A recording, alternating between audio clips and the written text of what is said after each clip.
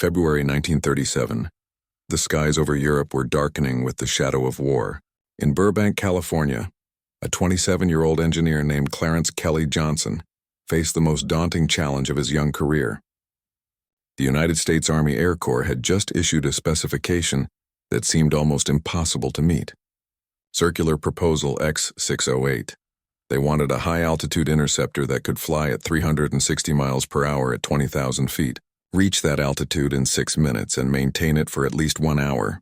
The kicker? It had to be built around not one but two of the new Allison V-1710 engines, because the military didn't trust that a single engine design could deliver the power they needed. Kelly Johnson wasn't just any engineer. Born to Swedish immigrant parents in Ishpeming, Michigan, he had clawed his way up from poverty through sheer brilliance and determination. He had joined Lockheed in 1933, fresh out of the University of Michigan, and had already made a name for himself by fixing the dangerous tail flutter on the Lockheed Model 10 Electra, the same aircraft Amelia Earhart would later fly on her final fateful journey.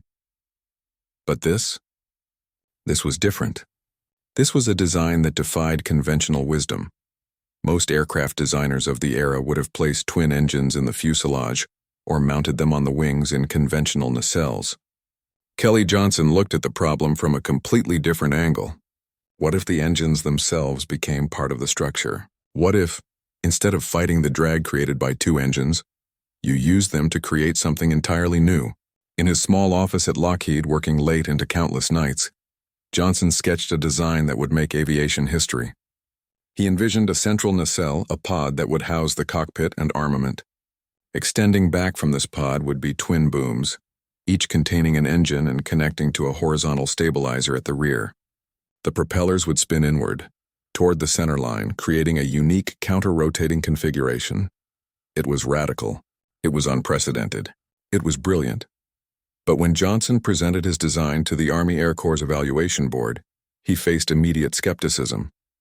"It looks like two airplanes," one officer remarked dismissively. "How do you expect this thing to fly?"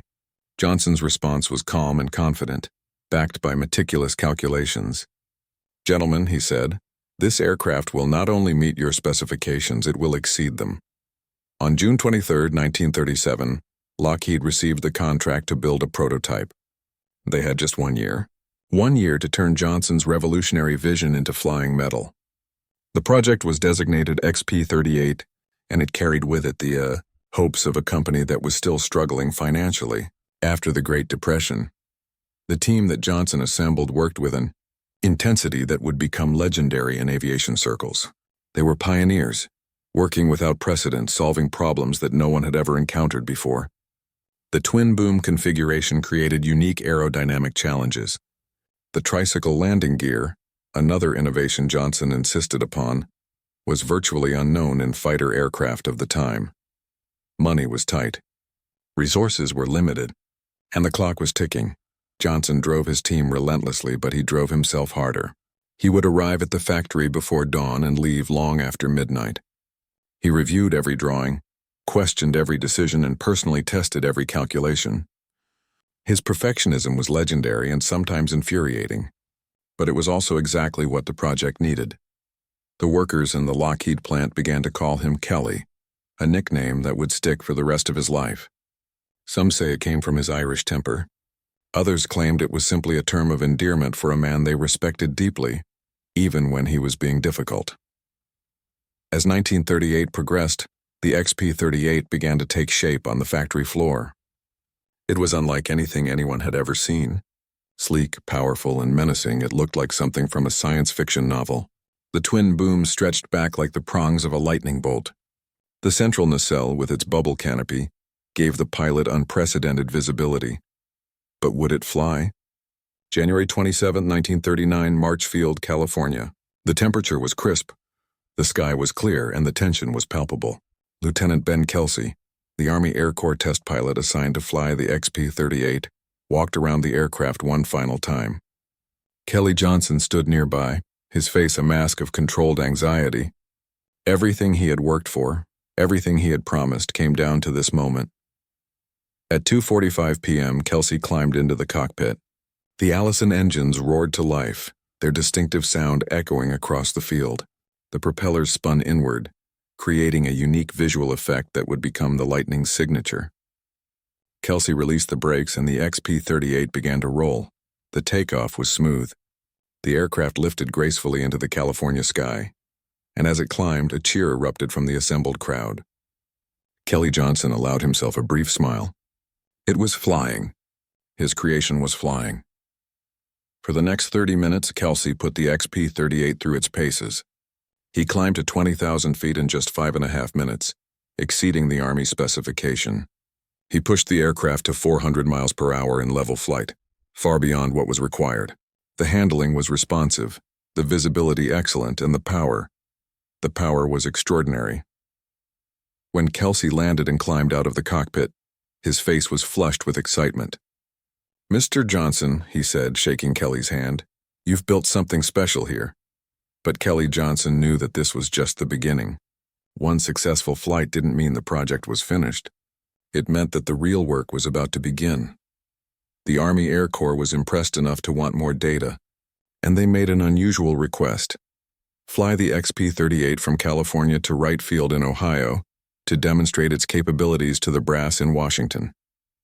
It would be an opportunity to showcase the aircraft's speed and range, a transcontinental publicity flight that could secure the program's future. On February 11, 1939, just 2 weeks after the first flight, Lieutenant Kelsey prepared for the cross-country dash. The plan was ambitious. Fly from California to Ohio in record time with only one refueling stop in Amarillo, Texas. Kelsey took off from Marchfield at dawn.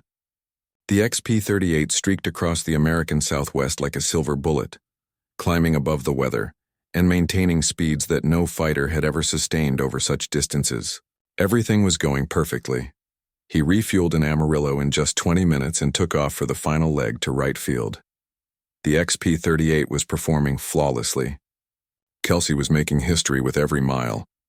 And then, as he approached Wright Field, disaster struck. Descending through 2,000 feet, Kelsey advanced the throttles for his landing approach. Nothing happened. The engines didn't respond. The revolutionary turbo supercharger system, one of the XP-38's most advanced features, had developed ice in the carburetor air intakes during the rapid descent from altitude. Kelsey was flying a multi-ton aircraft with no power. Losing altitude rapidly over a populated area, he had seconds to make a decision. Below him, he spotted a golf course. With ice-cold nerves and exceptional skill, he aimed for it. The XP-38 came in fast and hard. It touched down on the fairway, bounced once, and then plowed through a line of trees before coming to rest in a crumpled heap. Kelsey walked away with minor injuries, but the XP-38, the only flying prototype of Kelly Johnson's revolutionary design, was destroyed. Back in Burbank, Kelly Johnson received the news like a physical blow. 2 weeks. They'd had 2 weeks of success before it all came crashing down. The Army's investigation would later clear the design, determining that carburetor icing, not any fundamental flaw, had caused the crash. But in that moment, standing in the Lockheed factory with his team, Kelly felt the weight of failure. His assistant chief engineer put a hand on his shoulder. "Kelly, it flew. Everyone saw it fly. They saw what it could do."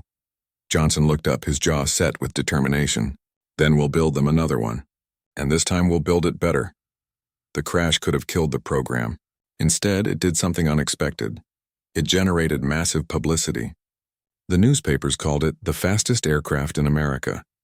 The Army Air Corps, despite losing their only prototype, was more convinced than ever that Kelly Johnson had created something revolutionary. In August 1939, just as Germany invaded Poland and the world plunged into war, the Army placed an order for 13 YP-38 service test aircraft. Then, before those were even completed, they ordered 66 more. The Lightning was going into production, but Kelly Johnson wasn't celebrating. He was back at his drawing board, incorporating the lessons learned from the crash, refining the design, making it better. The compressibility problems that would plague high-speed aircraft for years to come were already on his mind. The carburetor system needed redesign. The cockpit heating had to be improved. Every problem was an opportunity for improvement. Every setback was a lesson to be learned. This wasn't just about building an airplane anymore. This was about building a weapon that could help save the world. By late 1941, The P-38 Lightning was entering service with Army Air Forces squadrons. When Japan attacked Pearl Harbor on December 7, 1941, America found itself fighting a two-ocean war, and Kelly Johnson's creation would prove crucial in both theaters, but especially in the vast Pacific. The Lightning had capabilities that other fighters simply couldn't match. Its twin engines provided redundancy. Pilots could limp home on one engine after taking battle damage. Its range was extraordinary, allowing it to escort bombers deep into enemy territory and return safely. Its speed and high-altitude performance made it a formidable interceptor. And its concentrated nose armament, 4 50-caliber machine guns and one 20mm cannon, delivered devastating firepower. But like any combat aircraft, the P-38 had to prove itself in battle, and those early proving grounds were brutal. In the Pacific, American pilots faced experienced Japanese aviators flying the nimble Zero and Oscar fighters. The Lightning's advantages in speed and firepower were offset by its lower maneuverability at slow speeds. Pilots had to learn new tactics, and that learning curve was written in blood. Kelly Johnson, still at Lockheed, received constant feedback from the front lines. Pilots reported compressibility problems in high-speed dives. The aircraft would become difficult to control as shock waves formed over the wings. The cockpit was freezing at high altitude. The engines were sensitive to rough handling. Johnson worked around the clock to address these issues. He developed dive flaps to help control compressibility. He improved the cockpit heating system. He refined the engine management procedures. Unlike some designers who resented criticism of their creations, Johnson actively sought out pilot feedback and used it to make the P-38 better. As the war progressed, the P-38 Lightning became the mount of choice for many of America's greatest fighter pilots. In their hands, Kelly Johnson's design achieved legendary status. Major Richard Dick Bong, a farm boy from Wisconsin, became America's ace of aces flying the Lightning in the Pacific. With 40 confirmed victories, all in P-38s, Bong demonstrated what the aircraft could do in the hands of a skilled pilot. He developed tactics that played to the Lightning's strengths, diving attacks using its superior speed, then climbing away before the enemy could respond. Major Thomas McGuire, the second-ranking American ace with 38 victories, also flew Lightnings exclusively. McGuire and Bong had a friendly rivalry, pushing each other to greater heights. Both men received the Medal of Honor for their extraordinary valor. In Europe, the P-38 played a different but equally crucial role. The Luftwaffe called it der Gabelschwanzteufel, the fork-tailed devil. German pilots learned to respect its speed and firepower, even if they sometimes held advantages in maneuverability. But perhaps the Lightning's most famous mission came on April 18, 1943, in Operation Vengeance, the interception and killing of Admiral Isoroku Yamamoto, the architect of Pearl Harbor. Intelligence had decrypted Japanese codes and learned that Yamamoto would be flying from Rabaul to Bougainville. It was a 435-mile flight over water, beyond the range of most American fighters, but not the P-38. 16 Lightnings from the 339th Fighter Squadron, led by Captain Thomas Lanphier and Lieutenant Rex Barber, flew the mission at wave-top height to avoid radar detection. After more than an hour of flying, they arrived exactly on time to intercept Yamamoto's transport. In the brief, violent engagement that followed, they shot down the Admiral's aircraft. Yamamoto died in the jungle and Japan lost one of its greatest military minds. Only the P-38 could have flown that mission. Only Kelly Johnson's revolutionary design had the range, speed, and reliability to make it possible. But the Lightning wasn't without its critics. Some pilots loved it. Others found it difficult to master. The twin-engine configuration made it expensive to build and maintain. In the European theater, where shorter ranges were less critical, the simpler, cheaper P-51 Mustang eventually became the preferred escort fighter. Kelly Johnson took the criticism personally, but he also understood it. The P-38 was a specialized tool, not a universal solution. It excelled in certain roles, long-range escort, reconnaissance, night fighting, and struggled in others. Throughout the war, Johnson continued to refine the design. The P-38J model addressed many early problems. The P-38L, the final production variant, was by far the best, incorporating all the lessons learned from years of combat. By the time production ended in 1945, Lockheed had built over 10,000 Lightnings in various configurations. They had served on every front, from the freezing Aleutians to the scorching deserts of North Africa, from the jungles of New Guinea to the skies over Germany. The Lightning had written its name in history, and so had Kelly Johnson. The success of the P-38 Lightning made Kelly Johnson's reputation, but it was only the beginning of his legendary career. During the war, Johnson had formed a special team to rapidly develop the P-80 Shooting Star, America's first operational jet fighter.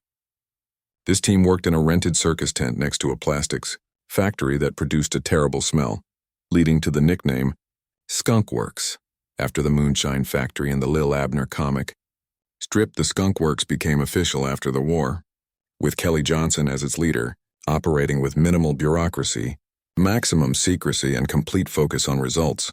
It would produce some of the most extraordinary aircraft in history: the U-2 spy plane, the SR-71 Blackbird, the F-14 Starfighter, and many others.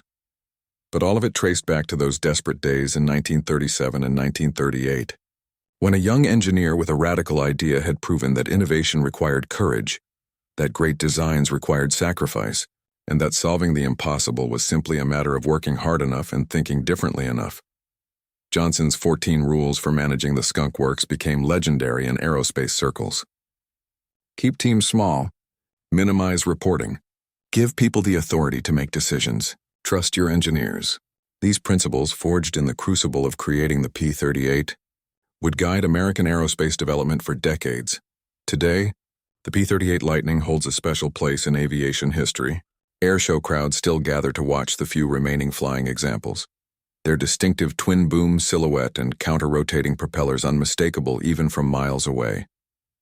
The sound of those Allison engines brings tears to the eyes of veterans who flew them or served alongside those who did. Museums around the world preserve Lightnings, each one telling a story of innovation, courage, and sacrifice. The National Air and Space Museum displays Richard Bong's Marge. The Planes of Fame Museum flies 23 Ski-Doo at their annual air show. Each of these aircraft is a testament to Kelly Johnson's genius and the thousands of workers, pilots, and maintainers who made the Lightning a success. Aviation historians recognize the P-38 as a pivotal design, the first truly modern fighter aircraft, incorporating technologies and design philosophies that would influence jet fighters decades later. Its twin-boom configuration has been revisited multiple times, most recently in experimental designs for unmanned combat vehicles. Clarence Kelly Johnson retired from Lockheed in 1975, after 42 years with the company. He had received every major award in aviation, including the Presidential Medal of Freedom, the National Medal of Science, and the Collier Trophy, twice. He held over 40 patents and had led the design of more than 40 aircraft. But if you asked him about his greatest achievement, he would often return to the P-38. It was his first major project as a lead designer. It was the aircraft that proved he could turn radical ideas into flying reality. It was the design that established the principles he would follow for the rest of his career. Kelly Johnson passed away in 1990 at the age of 80. But his legacy continues in every advanced aircraft that pushes the boundaries of what's possible, in every engineer who dares to think differently, in every project team that operates with minimal bureaucracy and maximum innovation. The P-38 Lightning wasn't perfect. No aircraft is. But it was exactly what Kelly Johnson said it would be. Something special. Something that would change aviation history. Something that would help win a war and save the world. On a clear day in California, if you listen carefully, you might still hear the ghost of that distinctive sound, the thunder of twin Allison engines, the whistle of wind over twin booms, the roar of a lightning cutting through the sky. It's the sound of innovation, the sound of determination, the sound of a young engineer who looked at an impossible problem and refused to accept that it couldn't be solved. It's the sound of Kelly Johnson's greatest creation, still echoing through history. The lightning strikes eternal.